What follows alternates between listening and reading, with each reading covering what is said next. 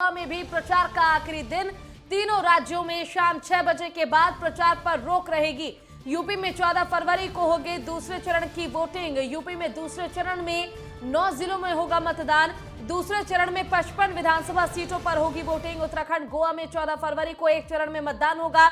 उत्तराखंड की 70 तो गोवा की 40 सीटों पर होगी वोटिंग। ये बड़ी खबर आपको बता रहे हैं, जहां उत्तर प्रदेश में दूसरे चरण के मतदान 14 फरवरी को होने हैं, वहीं 14 फरवरी को ही उत्तराखंड में पहले चरण के मतदान होंगे 70 विधानसभा सीटों पर। और अगर हम बात उत्तराखंड की करें तो उत्तराखंड में एक ही चरण में चुनाव हो जाएंगे, यानी कि 14 फरवरी को ही उत्तराखंड की जनता चुन लेगी कि आखिर कौन होगा उनका प्रतिनिधि। और साथ ही अगर हम गोवा की बात करते हैं तो गोवा में 70 सीटों पर, यानी कि 70 विधानसभा सीटों पर मतदान होगा 14 फरवरी को। और गोवा में भी 14 फरवरी को एक ही चरण में मतदान होगा और उसके बाद ही तय हो जाएगा कि आखिर सरकार किसकी बनेगी। और इसी को ध्यान में रखते हुए आज दूसरे चरण में होने वाले जो प्रचार प्रसार है उसको शाम 6 बजे तक के लिए ही अनुमति मिली है। उसके बाद सारे प्रचार प्रसार पर रोक रहेगी।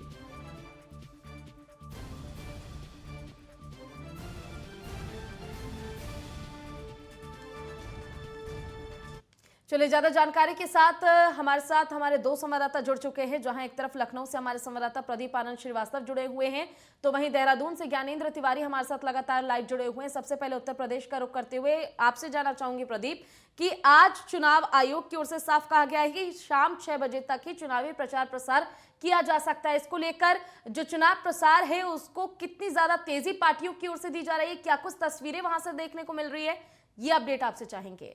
देखिए पूजा, अगर बात करें तो करीब 55 जो है सीटों के लिए 9 जिलों पे आज जो है चुनाव प्रचार थम जाएगा। और ऐसी स्थिति में अगर हम देखें तो जो चुनाव आयोग की तैयारी वो पूरी तरह से पुख्ता हो चुकी है।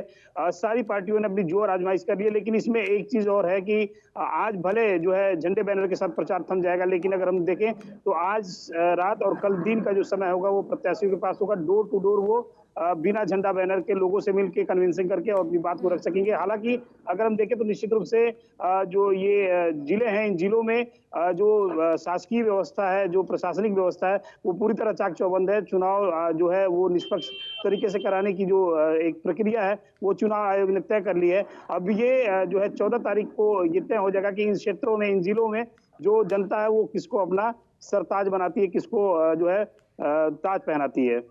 चलिए ठीक है, आप हमारे साथ बने रहिएगा। हमारे साथ हमारे संवाददाता ज्ञानेंद्र तिवारी भी लगातार जुड़े हुए हैं। ज्ञानेंद्र, आपसे जानना चाहेंगे कि 14 फरवरी को एक ही चरण में उत्तराखंड में मतदान होगा। 70 की 70 विधानसभा सीटों पर फैसला आ जाएगा कि आखिर जनता किसे चुनती है। इसको लेकर आज से ही चुनाव प्रचार जो है वो थम जाएगा और हम देखते हैं कि जब आखिरी समय बचता है तो उस दौरान चुनाव प्रचार जो है उसे तेजी दी जाती है। तो देहरादून में और साथ ही पूरे उत्तराखंड में क्या कुछ तस्वीरें इसको लेकर सामने आ रही हैं? बिल्कुल 14 फरवरी यानी कि सोमवार को यहाँ पे 70 विधानसभा सीटों पे चुनाव मतदान होने हैं। और ऐसे में देखा जाए तो सभी पार्टियां, भाजपा, कांग्रेस और आम आदमी पार्टी समेत तमाम ऐसी पार्टियां हैं जो चुनावी मैदान में हैं। अगर खासतौर पे अगर हम देखें सभी की तरफ से जो स्टार प्रचारक हैं इनके, वो उत्तराखंड में आज भी हैं, चाहे वो भाजपा हो, चाहे वो कांग्रेस हो या फिर आम आदमी पार्टी हो। आम आदमी पार्टी की अगर हम बात करें तो मनीष सिसोदिया आज उत्तराखंड में हैं।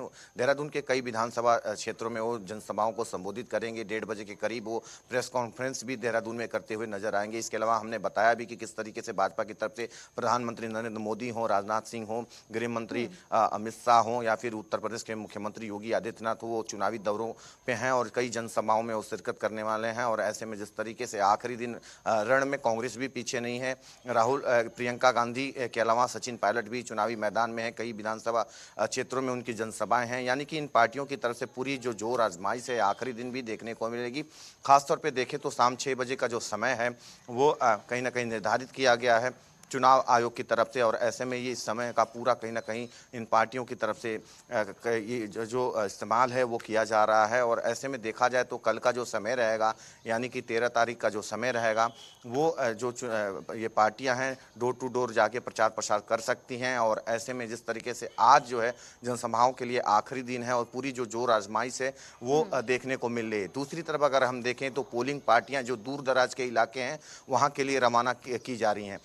देहरादून से जो चकराता जो कि विधानसभा क्षेत्र है, जो दूर दराज का इलाका है, पहाड़ी इलाका है, वहाँ के लिए पोलिंग जो पार्टियां हैं वो रवाना आज की जानी हैं। और ऐसे में पूरी जो व्यवस्थाएं हैं वो चुनाव आयोग के निर्देश के बाद प्रशासन की टीमों की तरफ से पूरी कर ली गई हैं। पूरे प्रदेश भर में 11,647 पोलिंग बूथ बनाए गए हैं और ऐसे में जिस तरीके से कोविड प्रोटोकॉल को देखते हुए इस बार सभी पोलिंग बूथों पे 1500 की जो मतदाताओं की जो संख्या है उसको घटा के 1200 कर दी गई, यानी कि एक पोलिंग बूथ पे 1200 मतदाता जो मतदान कर सकते हैं। और सुरक्षा के जो कड़े इंतजाम हैं, जो संवेदनशील जो पोलिंग बूथ हैं वहाँ पे पहले से कर दिए गए हैं। खासतौर पर अगर हम देखें कुमाऊं और गढ़वाल के जो दूर दराज के मतदान करने पहुंच सकते हैं। और जिस तरह लगातार आप अपडेट दे रहे हैं कि इसको लेकर तैयारियां भी पूरी कर ली गई हैं। प्रदीप का रुख कर लेते हैं। प्रदीप, आपसे जानना चाहेंगे, पहले 11 जिलों के 58 सीटों पर मतदान हुआ पहले चरण में, अब दूसरे चरण के लिए 9 जिलों की 55 विधानसभा सीटें और जनता जो है वो तैयार है मतदान के लिए।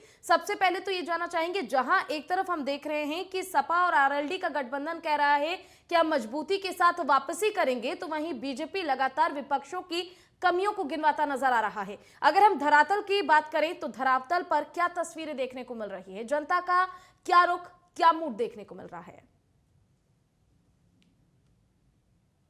बीजेपी का गढ़ मानी जाती है। पश्चिमी उत्तर प्रदेश का जो ग्रहण था बीजेपी के सर से हट चुका है। अब बीजेपी का जो क्रीम क्षेत्र है वो ये क्षेत्र है जहां पर चुनाव होने हैं। इसके अलावा अवध क्षेत्र और पूर्वी क्षेत्र, इन जगहों से भारतीय जनता पार्टी को एक अच्छी बढ़त मिल सकती है और कहीं ना कहीं से यहाँ पर जो विपक्ष है वो हल्का होता हुआ दिखाई दे रहा है। लेकिन अगर हम देखें तो विपक्ष भी पूरी तरह से हमलावर है और इस कड़ी में अखिलेश यादव ने भी धुआंधार सभाएं की हैं, सीएम योगी ने भी, अमित शाह ने भी, जेपी नड्डा ने भी। लेकिन जो भारतीय जनता पार्टी का गढ़ माना जाता है वो इन्हीं सब सीटों पे भारतीय जनता पार्टी की एक अच्छी पकड़ है। इसके अलावा अवध क्षेत्र है, पूर्वांचल है, लेकिन सबसे ज्यादा रोचक अवध और पूर्वांचल होगा क्योंकि इस बार अवध और पूर्वांचल पर ज्यादा भारतीय जनता पार्टी ने फोकस किया था। वहां पर जो सीटों का चयन है वो भी बहुत ही ढंग और करीने से किया गया था। तो ये दिलचस्प मुकाबला होगा और कहीं ना कहीं से भारतीय जनता पार्टी को इन क्षेत्रों में बढ़त मिलती हुई फिलहाल दिखाई दे रही है। जी बिल्कुल, देखिए बीजेपी लगातार यही दावे और वादे कर रही है कि विकास कार्यों को लेकर इस बार वो जनता के बीच में आई है और विकास कार्यों को गिनवाते हुए ही कहीं ना कहीं जनता से